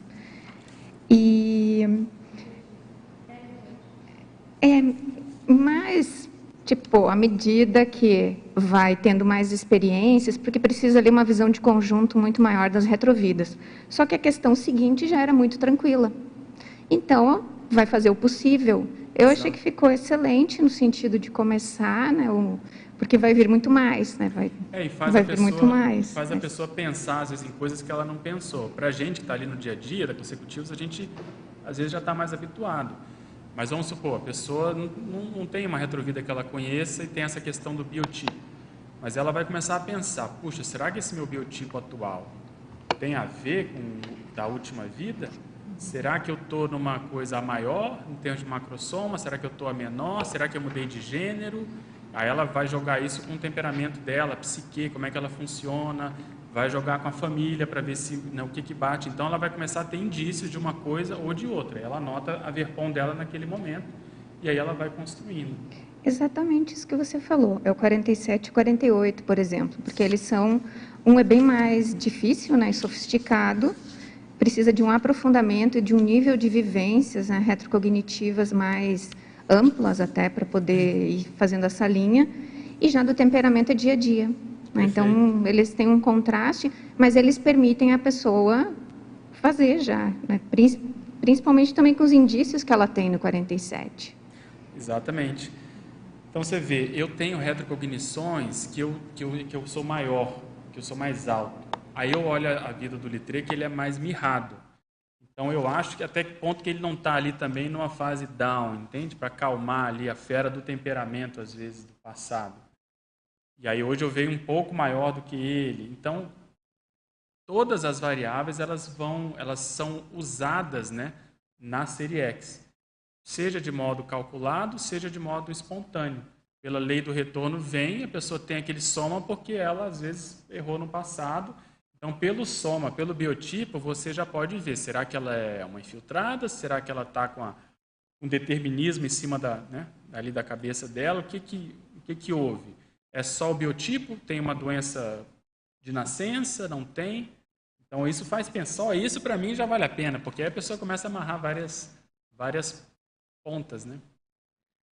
Eu queria comentar aqui, tem uma questão é a pessoa individualmente conseguir chegar e responder, ao menos boa parte dessas perguntas aqui, né? Agora, uma segunda questão é a gente conseguir ter várias pessoas conseguindo fazer isso razoavelmente, conseguindo preencher e ter cognição para conseguir preencher esses questionamentos, trazer essas reflexões todas e começar a lançar essas hipóteses serexológicas todas aqui que tem questões que têm um nível de complexidade elevado, né? Aí eu queria que você comentasse isso. Como é que você vê isso em termos de movimento de grupo, né? Porque penso que se a gente chegar num nível, numa massa crítica de pessoas que consiga ter esse questionário respondido aqui, isso tem um impacto grande no grupo, né? Isso é o objetivo, é chegar nisso, quer dizer, se nós conseguirmos, né, na Consecutivos a gente fala muito sobre isso, quer dizer, se nós conseguirmos fazer nós todos pensarmos em coisas que nós só pensaríamos na dessoma, já valeu a pena. Então, quer dizer, antecipar situações, porque nós estamos aqui na dimensão humana. E se for pensar, pega só o retrosenha, quando a gente propôs o curso retrosenha, dei a apostila para o professor Valdo, lá na casa dele. No dia seguinte eu fui lá pegar ele para a gente jantar, ele falou, olha, isso aqui está muito bom, mas lembra de uma coisa, vocês não viram esse assunto no curso intermissivo, então vai devagar com a turma. Eu falei, não, Valdo, eu também, a gente está tudo junto, nós estamos aí arranhando as paredes, né, para tentar entender essa situação. E aos poucos a gente vai tendo ali uma como é que chama aquela... um nível médio de entendimento, uma massa crítica de entendimento, de concordância de que, ó, vamos considerar isso, então vamos ter essa abordagem aqui para a retrosenha, a gente vai construindo isso em conjunto. Então, agora, nesse caso, a mesma coisa, quer dizer, é uma proposta que ela está, às vezes, mais avançada, mas conforme as pessoas vão se interessando espontaneamente, vai ter um momento em que a gente vai chegar nisso. Então, quando eu propus, eu sabia disso, aí eu guardei comigo. Daqui a pouco eu deixei lá para as pessoas lerem, fazer sinapse. Daqui a pouco, você mesmo pegou e falou, não, vamos mexer um pouco com isso, estudar um curso. A Jaqueline tinha falado isso, nossa, isso aqui dá um curso só por isso. Mas eu achava prematuro ainda, porque faltava a base toda que nós temos. A gente viu que um curso é muito pouco, né? É pouco, pois é. Mesmo um curso de vários meses é pouco já, Sim. Né? São 5 para virar um curso, né? Não, mas aí, o que aconteceu?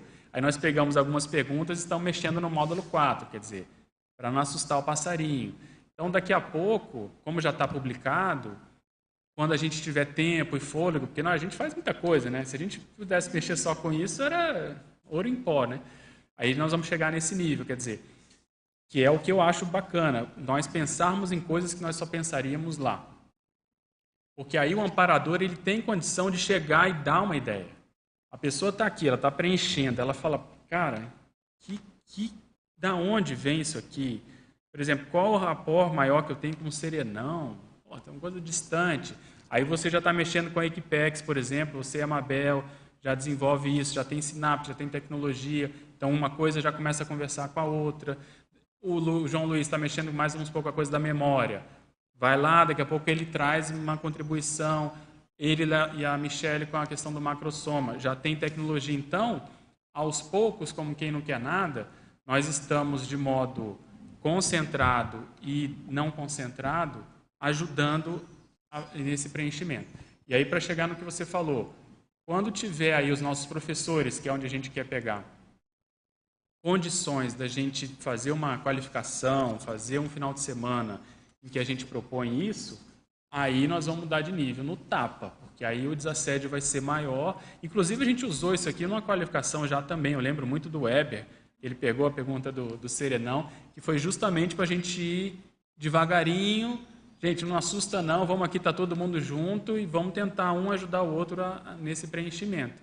Mas foi só para aquele momento. Agora, quando a pessoa chegar lá no nosso mnemociclo, que é, para quem não sabe, são as variáveis que a gente coloca, e aí a gente ter, por exemplo, não sei se a gente vai dar nota nisso aqui, não sei se a gente vai ser um processo qualificativo, mas a pessoa já ter preenchido isso, e a gente ter uma síntese disso, nós estamos em outro nível, com certeza, porque o nível de associação de ideias que a pessoa vai fazer é diferente. Ela vai ter coisas que ela vai juntar as pontas que ela não juntou antes. Esse é o objetivo, né? Talvez a gente consiga reforçar mais assim, um holopensene que aproxime mais, assim, diminui um pouco um gap da condição intermissiva nossa, né?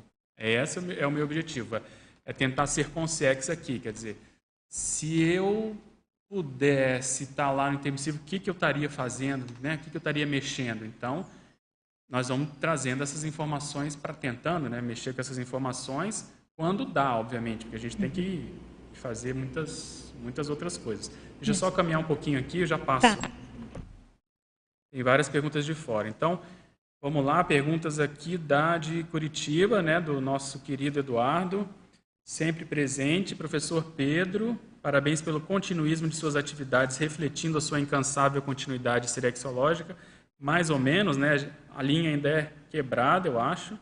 Estrangeirismologia, página 1, como podemos realizar a aferição do timeline multiexistencial tendo somente raros flashes retrocognitivos? É o que a Silvia estava comentando. Mesmo sendo raros, risca uma folha lá, coloca uma linha, coloca. Eu acho que esse flash aqui ele tem a ver com a Idade Média, talvez com a Inglaterra ou França, medieval, coloca lá, interrogado, mas começa a sistematizar. Eu sugiro uma assessoria que não tem pré-requisito, que é da Parahistoriometria, professor Daibert, Milena, eu, quando eu posso, também ajudo, e aí a gente consegue juntar determinados aspectos dos interesses da pessoa nessa vida atual, nessa linha holobiográfica. Quais ferramentas temos hoje para pensar minuciosamente nosso passado, enterrado na nossa holomemória? Né? Tem várias assessorias aí da Consecutivos e de outras ICs também. Existem amparadores específicos nesse métier que possam nos auxiliar? Sim, sem dúvida. Isso já várias experiências minhas e de outros professores nesse aspecto. Se tiver interesse para pegar um amparador conhecido, eu estudaria o IEC, que mexe muito com paracérebro e holomemória. Existe, no meu ponto de vista, aí na Interlúdio, um para-laboratório holomnemônico que ajuda nesse sentido, e não é para a psicoteca que eu estou falando, é um processo mais terapêutico. Então, quando você começa a evocar isso e tentar preencher, é o que eu estava falando, os amparadores têm mais ambiente para poder dar ideias. Próxima pergunta está vindo de Foz do Iguaçu. Parabéns pelo verbete, um sumário teático das principais verpons da serexologia, né? O ZAS, obrigado, ZAS. Ortopensatologia, página 1, poderia explicar como entende a segunda ortopensata? Qual a sua hipótese do porquê isso teria acontecido? Como entende a possibilidade da dispersidade há um milênio atrás? É isso que a gente estava comentando. Eu acho que tudo aquilo que às vezes dava trabalho, às vezes a gente não queria ir contra os zeitgeist, às vezes a gente ficou ali na zona de conforto, já vinha ali maus hábitos do passado, certos trafares, a gente acabou caindo por terra. Então, a evolução ela não é, né? A gente vai, melhora, mas daqui a pouco no outro dia a gente está uma ameba de novo, aí vem a lucidez, melhora, e vem a abóbora, ameba, não sei o quê, enfim. Então, eu coloco muito nessa condição, quer dizer, às vezes a gente vislumbrou uma condição melhor e a gente queria usufruir daquilo. E ao usufruir, vem os trafares. Isso eu vejo até hoje. A pessoa está aí, ela está bem, ela rompeu um desassédio. Em que aspecto? Ela se tornou uma líder, ela é uma professora destacada, ela às vezes virou EPICOM, ou ela fez um trabalho específico no MEC, e ela começa a ficar bem. Daqui a pouco, quando ela está se achando, ela vem aquele mega trafar e mostra o passadão dela. Então, somos nós, quer dizer, o ego é o nosso principal inimigo, o nosso egão. Então, quando a gente está melhor, quando a gente estiver melhor, quando a gente está mais alto, desassediado, é quando eu fico mais atento para as minhas imaturidades, porque é quando eu estou me achando. Então, eu acho que no passado isso também aconteceu. A gente estava melhor, já estava mais desassediado, e aí vem a força presencial, aí a pessoa vai, vamos supor, faz uma traição, aí ela dá de dedo na cara do outro, ela às vezes vai brigar, o processo da política, ela quer o poder, porque vem o passado, enfim. Eu acho que é nesse aspecto que a coisa acontece. Então, é totalmente paradoxal. O nível de autodesassedialidade dando força para a consciência, mas isso às vezes não impede o trafar de aparecer e ela ter uma sincada ali, né? Como você pondera, se for o caso, os diferentes graus de certeza na elaboração e obtenção do balanço do serexograma? Eu associo com o conscienciograma. Vai ter um momento em que a gente vai enxugar gelo no sentido de perder um pouco de tempo, de tentar ver essa métrica, essas imprecisões, a subjetividade. Então, tudo é um averpom, quer dizer, averpom do momento. Como o Daibert falou, quando puder ser aplicado em grupo, no sentido de mostrar, isso ajuda a atenuar os nossos excessos, para um lado ou para o outro, né? Então, eu penso esses graus diferentes de certeza sendo atenuados pelo grupo que convive com a pessoa, né? Quais principais ganhos a partir do serexograma pessoal, na sua opinião? O principal ganho que eu vejo é cosmovisão. Primeira coisa, ampliar a cosmovisão da pessoa. Ela conhece o trafor dela, né? Pegando aí a área da Daiane, o mega trafor, pega lá o livro da professora Daiane, destrincha, entende, chega um diagnóstico, ela vai na Conscius, faz o RECIM 1, RECIM 2, etc., tem lá um diagnóstico. Quando ela vai aplicar isso do ponto de vista da serexologia, ela vai ter a visão de conjunto aumentada, quer dizer, de onde vem esse mega trafor? Ele é anulado por algum mega trafar? O mega trafar está no mesmo holopensene do mega trafor? Por quê? Porque isso às vezes vem do mesmo holopensene do passado. Então, um dos principais benefícios que eu vejo é esse, da cosmovisão, e o outro é o que eu falei de associação de ideias. Ela pensar em coisas que ela não pensou antes do ponto de vista junto, né, de colocar essas coisas juntas. De que modo essa visão de conjunto pode atuar na estrutura da consciência? Exatamente isso, quer dizer, se a gente conseguir fazer com que as pessoas pensem de modo diferente, que era o que o professor Valdo tentava fazer, né, conosco, e a gente via surtir efeitos positivos, eu acho que isso ajuda a gente a pensar mais como se fosse uma consciência, que é o que a gente estava falando antes. Então, nós temos que ousar mais nesse sentido, né? Se dedicar mais. Quer dizer, a pessoa pode olhar isso aqui e falar, nossa, mas eu não tenho nem paciência para preencher isso aqui. Então, é uma camada. Ela vai ter que vencer essa preguiça mental. Depois, quando ela vence, ela começa a preencher, e ela insiste, ela começa a juntar as pontas, ela vai chegando nisso que a gente está comentando aí, de mudar as sinapses, de começar a pensar mais como consciência, de juntar pontas que ela não juntava antes, e assim por diante. Agora uma pergunta de Imbituba, parabéns ao verbetógrafo, obrigado. Ortopensatologia, poderia comentar a segunda ortopensata? Igual eu, todo mundo gosta dessa ortopensata, porque é o nosso caso, veja bem, né? A partir de experiências e reflexões pessoais. Então, conversando com o professor Valdo, ele me deu várias indiretas de que, às vezes, a pessoa vinha bem, às vezes não fazia muita besteira, mas ficou no mais ou menos há 8 vidas. Imagina, 8 vidas são o quê? 800 anos, sei lá, no mínimo. Né? Às vezes a vida era menor, põe aí, sei lá, 600 anos, não sei. Mas o fato é esse, quer dizer... E outra coisa, nós trazemos esse ranço nessa vida. O voluntariado não é garantia. Ele atende, a gente já está fazendo muita coisa. Mas a gente tem que olhar numa outra camada. Então, eu sempre dou o exemplo. A pessoa está aí, está no voluntariado, ela tem a oportunidade de fazer uma casa. Pegar aí a arquitetura. Ali, na hora que ela tem a liberdade, vamos supor, ela tem o dinheiro, ela pode fazer o que ela quiser. Ali aparece, às vezes, a automimese, porque ela vai construir um palacete, ou então ela vai construir um processo lá, uma fortaleza, o outro vai fazer uma cela religiosa, não tem jeito, aparece. Ou ela vive como se fosse um bom vivan, a pessoa quer de tudo bom e do melhor, então aparece, e está tudo certo, mas ela tem que ter lucidez com relação a isso. Então, essa pensata faz a gente pensar que nós perdemos aí alguns milênios enrolados em situações humanas, corriqueiras, PPP, né? Poder, prestígio, posição, sexo, dinheiro, poder, coisas desse aspecto, coisas meramente humanas. E o curso intermissivo vem no sentido de tentar mostrar para a pessoa, será que você não está cansada de ser consim? Você quer renascer de novo? Para ter todas essas experiências, será que não está na hora da gente acelerar isso para ter experiências mais avançadas? Então, é mais ou menos nesse sentido, né? Essa pensata, sempre que eu posso, eu coloco nos meus cursos para fazer a gente pensar. Parabéns pelo verbete. Agora a professora Eliana, aqui de Foz também.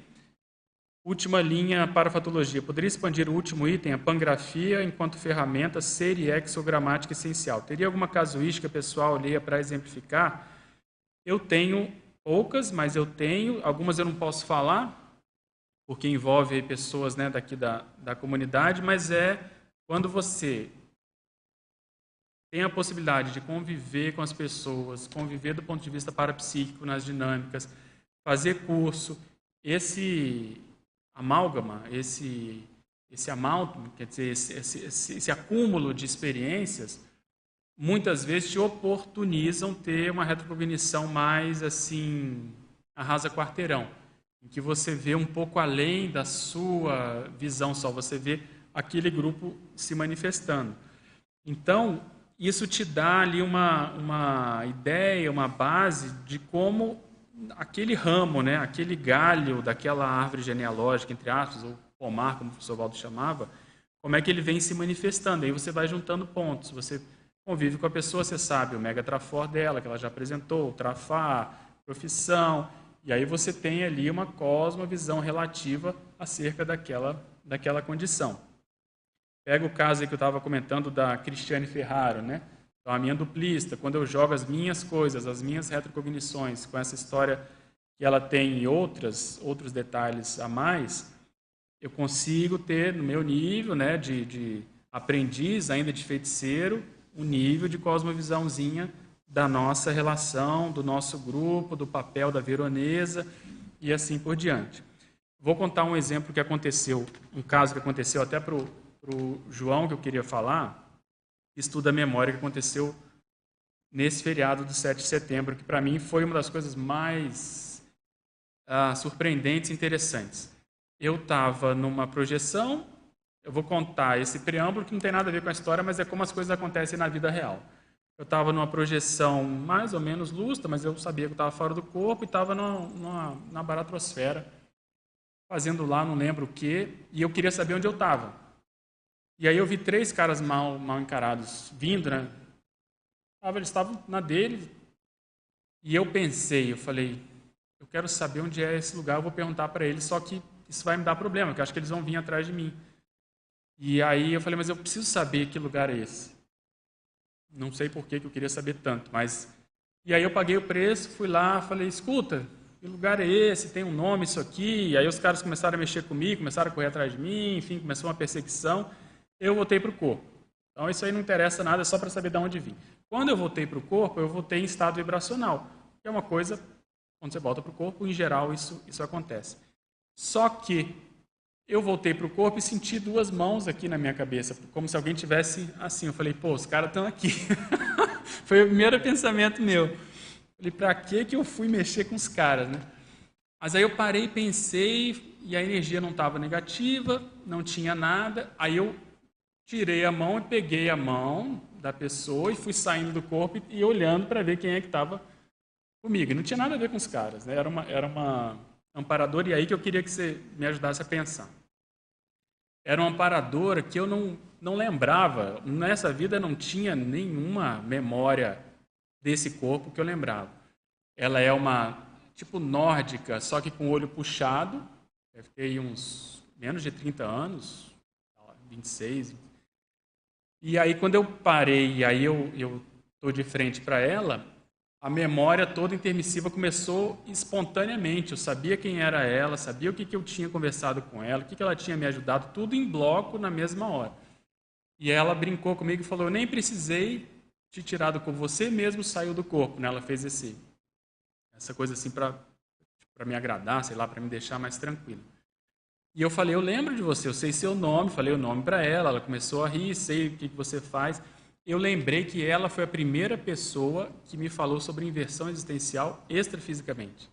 E ela é especialista nisso e especialista em processos extraterrestres, só que lá não tinha essa conotação de extraterrestre, é como se fosse um para-universalismo, essa condição da para-universalidade, assim. Ela tem esse holopensene e o processo de memória propriamente dito. Então, eu já emendei a conversa com ela como se eu tivesse recém visto ela. E aí perguntei coisas que eu perguntava antes de nascer. E aí perguntei como é que estava o trabalho, o que nós estávamos fazendo na consecutiva, se ela tinha alguma dica. E ela me atendeu lá, mas ela falou assim, ainda brinquei com ela, enfim, a coisa caminhou.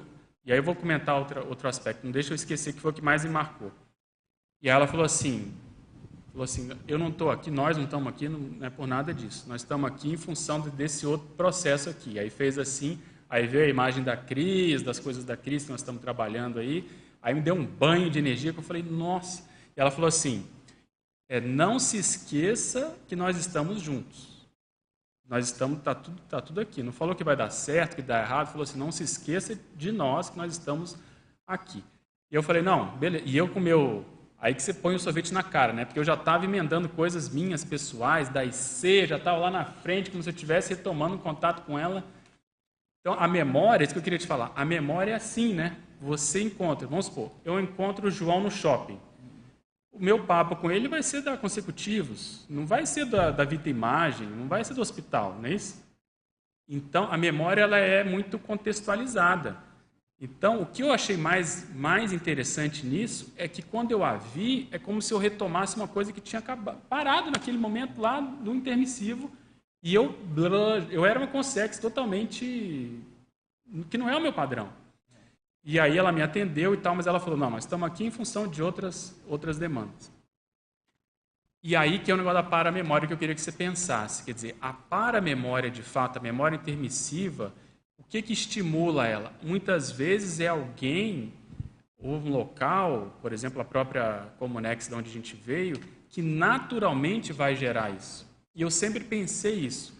Falei, gente, se os amparadores quiserem, eles nos ajudam a ter retrocognição por conta assim. Você até ontem era uma ameba, vamos supor, uma abóbora, daqui a pouco um contexto assistencial, uma situação qualquer, eles sabem que se vier aquela consex mexer com você e te der uma lucidez maior, a informação vem toda na sua cabeça. E o que eu queria falar que mais me marcou? Primeiro foi isso. Segundo foi o nível de intimidade. Intimidade não é uma palavra, de familiaridade, ou de deixar você à vontade, como eu nunca vi. É assim, mais do que eu com a Cris, mais do que eu, que são os meus referenciais, né? Eu com o Rogério, por exemplo, tenho intimidade assim de falar qualquer coisa. Põe isso aí elevado a 100. Você vê uma pessoa mais avançada que você, mas que te deixa tão à vontade. Outra coisa, sentado na cama lá do meu escritório e conversando como se não fosse nada. E aí eu identifiquei que na intermissão a gente tem uma pessoa, uma consex, pelo menos foi isso que aconteceu comigo, eu acho, que não é bem, essa palavra preceptor não é bem, mas não é, porque preceptor é um pouco distante. É como se fosse não arrumei uma palavra boa, mas é alguém que está lá há mais tempo que você e é mais lúcido, mas que também, e outra coisa, é próximo do evoluciólogo, mas não é o evoluciólogo, e que te ajuda nesse dia a dia, entende? No livro Libertação tem um amparador que faz, acho que um pouco essa função. Eu comparo muito com o R4, que é o Residente 4. Então, tem o R1 que acabou de entrar, que é calouro, que está mais perdido, que segue em tiroteio, não sabe nada, está aprendendo. O R4 está no 4º ano, ele já é quase um staff, ele já é quase um médico da equipe. E ele é ótimo porque ele está atualizado, ele está tendo que dar aula, ele estuda tudo, ele tem experiência de 4 anos que, né, os primeiros não têm. Então, na intermissão tem esse povo que tem contato conosco do passado, rapport, e vai ser ele que vai grudar em você. Vai pegar na sua mão, vai te mostrar isso, vai te mostrar aquilo. Então, é uma preceptoria, mas ela é mais íntima. Obviamente deve ser um ex-familiar, mas que te deixa num nível de de a vontade que é impressionante. Tanto que quando eu comecei a falar com ela, não foi, sabe, foi como se eu tivesse um amigo que eu não via há muito tempo, mas tem um gap evolutivo nisso. É estranho. Eu não tinha tido essa experiência assim. Sempre há um desnível. E aí o que aconteceu? Na mesma semana, a Paula da Simvex me ligou para fazer um processo lá para a Simvex e a Helena me ligou para ver o negócio do EM.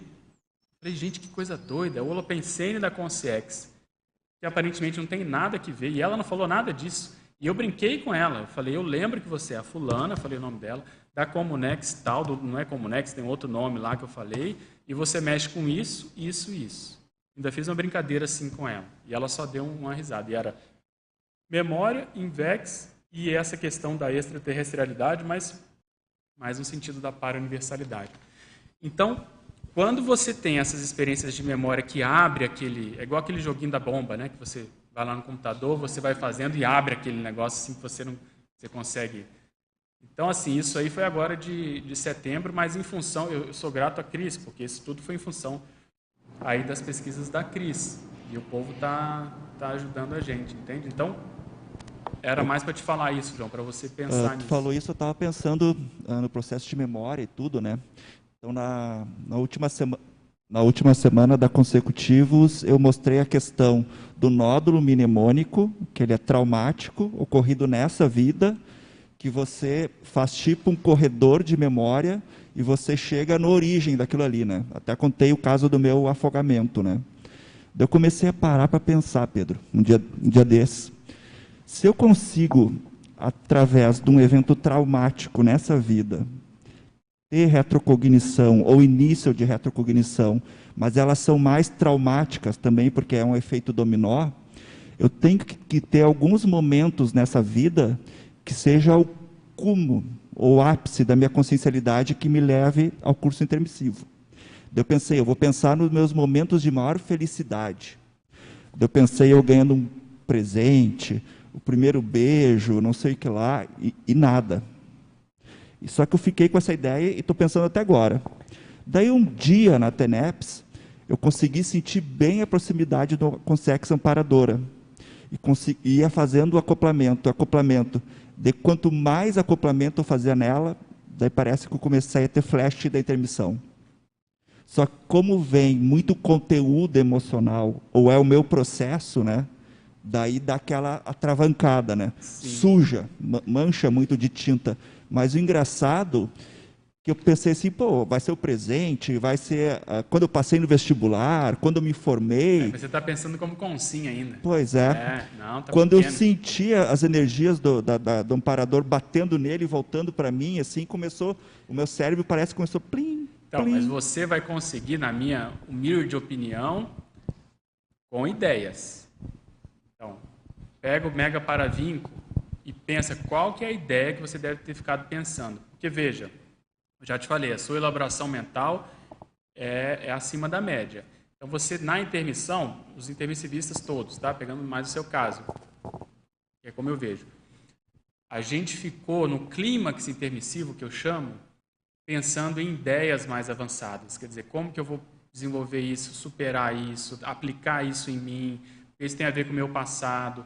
Então, quanto mais você se dedicar a processos intelectuais aqui, filosóficos, de escrita, de GESCONs, mais você vai entrar nesse Holopensene por cima, no sentido de entrar pelo mental soma. E aí o processo emocional não vai te pegar. Porque o que acontece? A gente está lá, bem lúcido, aí a gente sabe, puxa, eu vou encarar aqui uma ressoma, não é fácil, eu vou encarar uma família, não é fácil, eu vou ter que encarar, às vezes, uma doença, não é fácil. Então, a gente vem e mergulha nesse processo. E a gente começa a achar que a gente é isso aqui. Então, para a gente voltar lá, nós temos que voltar na mesma linha, que é o processo intelectual, mental, somático.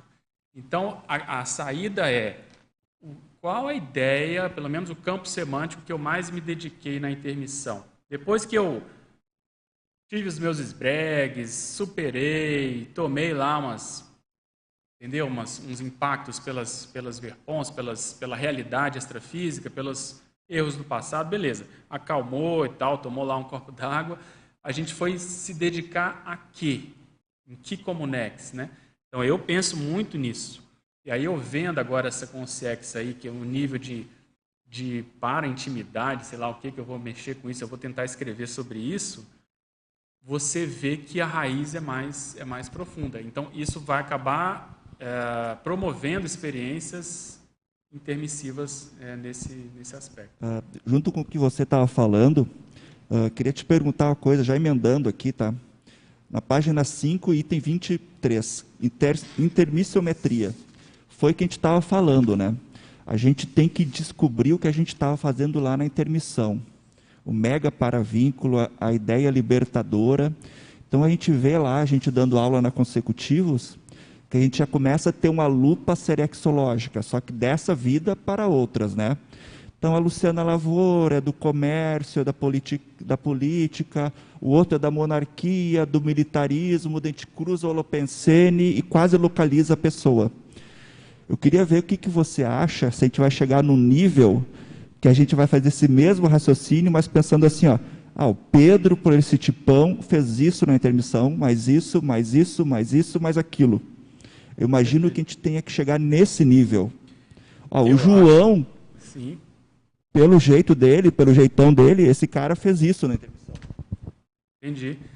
O que o Daibert está né, começando a mexer nessa área de Equipex, Comunex. Então, nós temos que ter sinapse, e aí eu agradeço as experiências, né, que todos nós temos, mas que ajudam assim, a lançar, às vezes uma vela, mas pode ser um holofote, mas lançar luz sobre essas informações. Então, eu já tenho ideia, por exemplo, é óbvio que não se limita, mas teve gente, por exemplo, que trabalhou mais com desassédio, o outro mais com inspiração de ideias mesmo, o outro mais com processo de ressoma. Então, eu acho que a gente vai chegar nisso. Quer dizer, você vai olhar e juntando tudo, falar, essa pessoa nessa intermissão ficou mais dedicada a essa condição.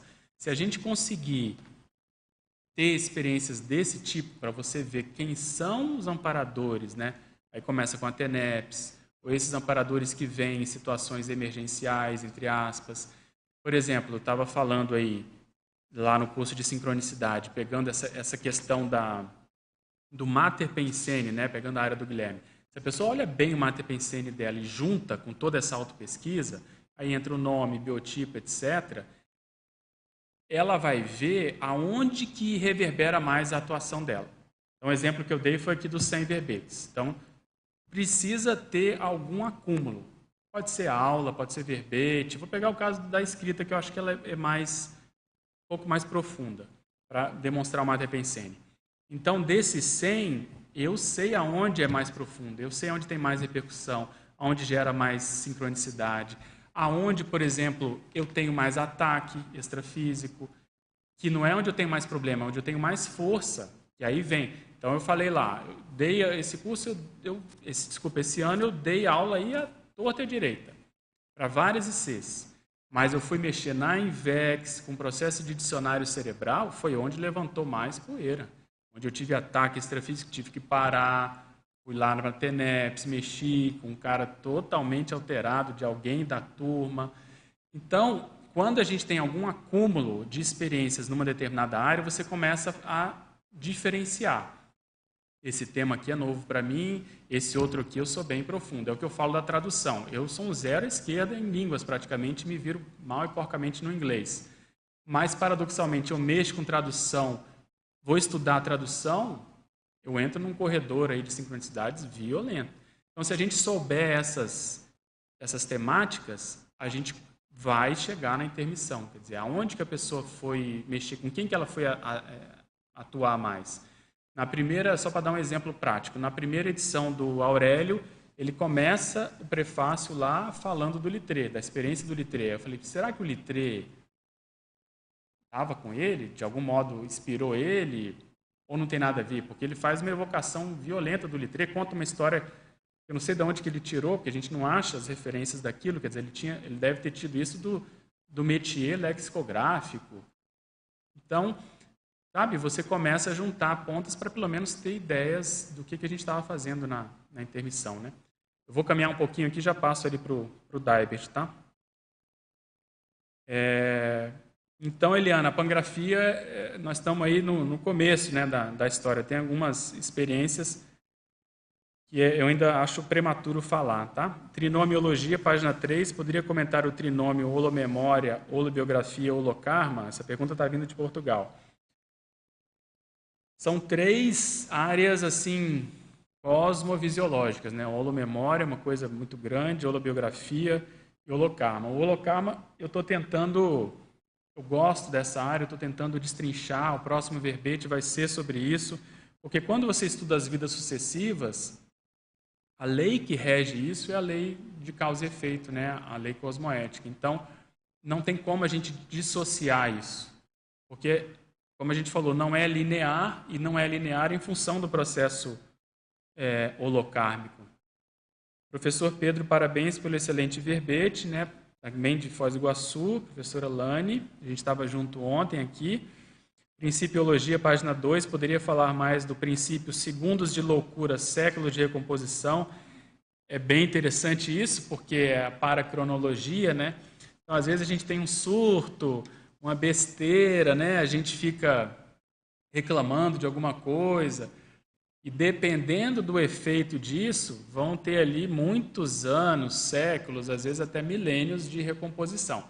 Então, no nosso passado, aquilo que eu falei, a pessoa começou a se sentir melhor, ela, sei lá, assumiu o poder, foi lá um imperador, rei, rainha, e ali naquele começa a se achar, as pessoas começam a bajular, vem alguém que vai contra ela vai lá e manda eliminar a pessoa, envenena, ou faz uma guerra sem ter razão de ser, às vezes só pela condição dela. Então, depois ela vai pagar aquelas condições ali em função disso. Acho que não foi nesse verbete. No outro verbete eu coloquei o paradoxo de que o algoz é a maior vítima de todas, né? Porque ele vai ser a vítima daquilo tudo que ele fez. Então, eu vou contra aquela pessoa deliberadamente lá, porque eu estou com poder, porque eu me acho, porque eu não gostei da pessoa, seja lá o que for, e aí eu vou contra. Daqui a pouco eu vou ser vítima de todo o processo, né, que eu fiz. Então, é nesse aspecto, né? Tem algumas pessoas na CCCI que eu vi o professor Valdo falar, né? A pessoa foi lá e falou, Valdo, estou aqui, ó, cumpri isso aqui, ó, publiquei esse livro, estou aqui, ó, o que você acha? Será que eu preciso ainda mexer com esse tema? Será que eu vou ter que fazer mais sobre isso? Ele olhou e falou, não, acho que isso aqui é um 13 de maio para você. E aí ele falou, ó, segundos de loucura, séculos de recomposição. Tipo assim, agora é um epílogo de vidas e vidas destinadas a essa situação. Outro caso que a gente conhece, o professor Valdo encontra a pessoa pela primeira vez e falou, ó, você está até bem, né? Tá até bem. A pessoa toda estrupiada, cheia de problemas, cheia de doença. Várias, a gente não pode falar, mas ele falou, você está até bem, né? Porque, né?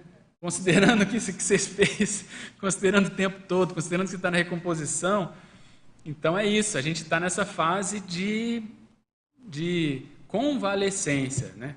A gente espera que seja o finalzinho já da convalescência, mas eu assumo plenamente, não tenho o menor problema com isso. Estamos nessa fase, estamos bem. Por que eu sinto bem? Porque eu estou lúcido para essa situação, isso é o que importa. Então pode vir o que for, porque você está aqui nessa dimensão, você está do lado de lá, você já está engajado num sistema. Então não tem preocupação com status, né? com aparentar. A questão só é ter a lucidez do que está acontecendo. Pedro Fernandes, certa vez, estava assistindo a tertúlia e citou o filme A Viagem com Tom Hanks. No momento exato da citação, recebi um insight dizendo que minha hipótese de personalidade consecutiva seria citada em determinado momento no filme. Inicialmente duvidei, mas assisti a película e confirmei tal para a percepção. Poderia comentar? Eu acho que você tem que ir muita calma, né? Com muita calma. Você põe ali uma hipótese. Então, será que foi um amparador que inspirou? Será que foi uma associação de ideias suas, né? Um processo heurístico que você já tinha isso na cabeça e tal? Mas precisam os fatos confirmarem, porque se for, precisa brigar com os fatos. Os fatos vão demonstrando que isso é assim. Mas eu iria com muita parcimônia, e faria uma pesquisa mais detalhada nesse sentido. Mas é bacana o início, né? Às vezes o início de pesquisa vale a pena. Parafatologia, segunda linha de baixo para cima, comente as projeções lúcidas e parasincronicidades retrocognitivas. Acabei de comentar uma. Quer dizer, saí do corpo com calma, com lucidez, fiquei ali num paraíso com essa consciência em termos de familiaridade, intimidade. Isso gerou sincronicidades depois, com esses convites que me foram feitos e as informações que eu consegui acessar da intermissão. Em paradoxologia, página 3, segunda linha, gostaria que comentasse o paradoxo de a memória necessitar esquecimento para funcionar melhor. Isso é da fisiologia, não tem como a gente lembrar de tudo. Imagina, eu vim de carro para cá, eu vou lembrar de cada poste pelo qual eu passei, de cada folha de árvore que eu olhei, de cada pessoa que eu cruzei. Isso não interessa. A própria holomemória, para mim, é assim. A gente parte do pressuposto que a holomemória registra tudo. Mas eu acho que esse tudo são essas informações mais essenciais, né? A síntese. Agora, a pergunta de Curitiba, detalhismo. Meu amigo lá, Tiago, um abraço, Tiago. Item 29, página 5, neurolexicometria. Quais técnicas recomendas para essa análise do dicionário cerebral, especificamente do dicionário analógico, né, o neuroléxico? Eu acho que essa capacidade de associação de ideias de modo produtivo. Porque existe um processo criativo de associação de ideias que às vezes não leva a nada, é um brainstorm, mas você precisa ver isso aplicado do ponto de vista tarístico. Então, vamos supor, em um verbete, em um livro, você ajudar a pessoa, o leitor, a pensar diferente do que ele está habituado, já valeu a pena. Quer dizer, é um modo de você quantificar isso. Então, fazer uma correlação que ele não faria a priori.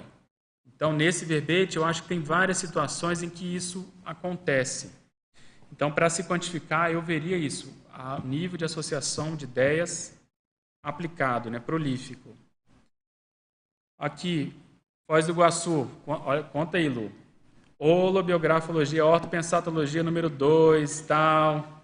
Você que conviveu bastante com o professor Valdo, decifra para a gente essas pessoas. Somos nós, eu acho. Nós nos enrolamos. Você vê a sua profissão aí, você vê o povo que foi para a política. Pensa bem, põe a mão na consciência. A gente teve um arranca-rabo aqui na CCCI em função de processo político. Eu tenho as minhas opiniões, dei as minhas opiniões na época, o povo veio contra mim. Vê bem aí o saldo dessa condição toda. Será que foi o melhor? Eu não sei. Então, veja, a gente só pode entrar numa situação... A gente estava até ouvindo o Datena falar, ele falou exatamente isso. Eu não entro na política porque eu sei que eu não vou conseguir contra o sistema. Eu vou estar lá, mas às vezes uma pessoa que está do meu lado vai roubar, aquilo vai ser uma pecha para mim. Como é que eu vou mudar esse sistema todo? Eu, com minha força toda de apresentador, eu não consigo, eu não vou. Então, é por isso que as pessoas me chamam e eu não vou. E eu acho que ele está certo. Para mudar, tem que ter uma frente ampla para conseguir mexer com isso. Então, no passado foi a mesma coisa. Às vezes a gente se iludiu, foi ingênuo. Às vezes é aquela situação, você acha que vai conseguir, entra ali de novo, aquilo dá na sua cabeça. Então, assim, cada caso é um caso, tem que avaliar, mas, de modo geral, eu acho que o que pegou a gente foi esse excesso de pretensão, sabe, de prepotência, de achar que vai fazer e acontecer, e você vê que na prática não vai dar. Enumeração, página 4, já vou passar aqui para a gente ter uns minutinhos. Quais são os critérios de mensuração e nota para 150 perguntas? São os mesmos do conscienciograma? Sim, quer dizer, a pessoa tem que primeiro tentar responder de modo objetivo. Tem ou não tem? Quais experiências que corroboram aquilo? Quais as suas hipóteses do ponto de vista de resposta qualitativa primeiro? Depois você vai para a quantidade. Então, por exemplo, questão de retrocognição. Se você for pensar, se você for pegar lá as perguntas do conscienciograma, na parte de serialidade, tem uma pergunta lá que fala exatamente isso. Se não me engano é assim, qual a extensão, os benefícios, a frequência, o teor das suas retrocognições. Então você vai parar e falar, não, eu tive, 10 retrocognições, uma foi um flash só um pouco, outra foi mais arrasa quarteirão. Então, você vai fazer uma análise daquilo e vai dar uma nota. Não, no meu nível, tal. Eu estava olhando isso, quando eu preenchi o conscienciograma, a minha nota foi lá embaixo. Hoje, a minha nota já seria bem melhor, porque você entra nesse Holopensene e você acaba tendo mais experiências. Então, primeiro responde do ponto de vista prático, você vai fazer um inventário, uma análise, depois você dá nota de acordo com o seu nível, né? David, acho que você queria falar mais alguma coisa? Vamos aí para a gente fechar. Lolo, eu queria perguntar só se nessa experiência que você relatou com essa Consciex, se você levantou essa hipótese da questão da amizade raríssima. Sim, é uma para-amizade raríssima, mas olha, não dá para traduzir.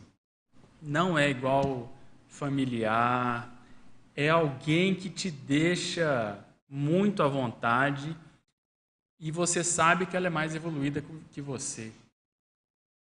Eu fiquei pensando, será que ela está no nível de evoluciologia? Será que a evoluciologia é isso? Quer dizer, alguém que te conhece muito, mas que não há esse gap. Eu acho que não é evolucióloga, mas é alguém que lida, é da equipe do evoluciólogo. Isso eu tenho certeza pela aura, pelas energias que eu vi.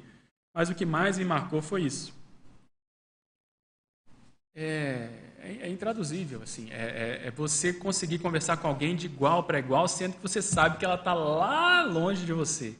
Como é que ela consegue fazer isso? Te deixar à vontade, sem nenhum nível de afetividade piega, sabe? Então, é uma amizade raríssima, sem dúvida. E o que mais me marcou foi que todas as experiências que eu tive de projeção, eu não lembro dela. É como se ela não existisse. Mas você vê a Consciex, aquilo tudo volta, e você já atualizou o sistema, já sabe quem é. Tanto que eu já fui perguntando coisas que, se eu fosse perguntar para o Pedro até ontem, da onde saiu isso? Nunca tinha pensado naquilo. E ela me deu lá as informações, e é o trabalho mais ou menos que nós estamos fazendo na Consecutivos. Então, eu acho que sim. Mas é novo ainda, as fichas estão caindo. Quer dizer, será que eu tenho que olhar mais para esse processo de inversão, indiretamente? Ano que vem vai fazer 30 anos aí de voluntariado e de inversão, que eu tive contato com a inversão. Eles me fizeram um convite exatamente nesse sentido, para eu fazer um relato dessa experiência. Eu fui começar a pensar, lembrar lá do congresso, que o professor Valdo falou.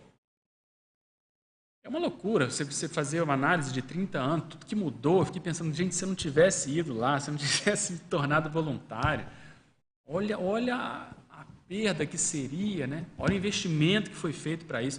Eu lembrei, por exemplo, que ela tinha mais gente, isso eu já sabia, mas eu não lembrava que era ela. Mas eu sempre lembrei de 3 Consciex. Quando eu fui ressomar, eu só pedi uma coisa, eu falei, vocês me ajudem a encontrar esse povo, as ideias. E aí, quando eu renasci, para mim era a profissão. E eu sabia que quando eu encontrasse a minha profissão, tudo ia dar certo, ia ser por minha conta. E aí ia depender do meu esforço e tal. Mas até chegar lá, eu pedi ajuda para eles. E foi o que eles fizeram. Me tiravam do corpo, me ajudavam, me mostravam uma série de coisas, que foi como eu cheguei na projeciologia, né? E aí depois eu fui vendo que isso tinha a ver com o grupo da conscienciologia e não com a profissão. Nessa projeção atual, eu lembrei que ela estava nesse grupo. Então, é uma espécie de para-amizade raríssima, sem dúvida, né? Quer falar? Gente, desculpa aí o mau jeito, passamos um pouquinho. Esse é um verbete diferente, né? Não dá para negar isso. Nós lançamos uma proposta, a gente vai ver se, de acordo com as nossas agendas na Consecutivos, aí com a Daiane, Lu, técnico científico, etc., a gente vai mexendo mais com isso para a gente poder aprimorar essa ferramenta. Eu queria agradecer muito a presença, a paciência de vocês que vieram aqui, as perguntas dos teletertulianos. Chamar aí as pontuações, por favor. Agradecemos a todos. 564 acessos na tertúlia de hoje, 124 teletertulianos. Nós tivemos 24 perguntas online e 9 interações presenciais. Para amanhã, nós teremos o verbete técnica da pré-temporada, da especialidade Proexologia, com o verbetógrafo Michel Chard. Tenham uma boa tarde e até amanhã.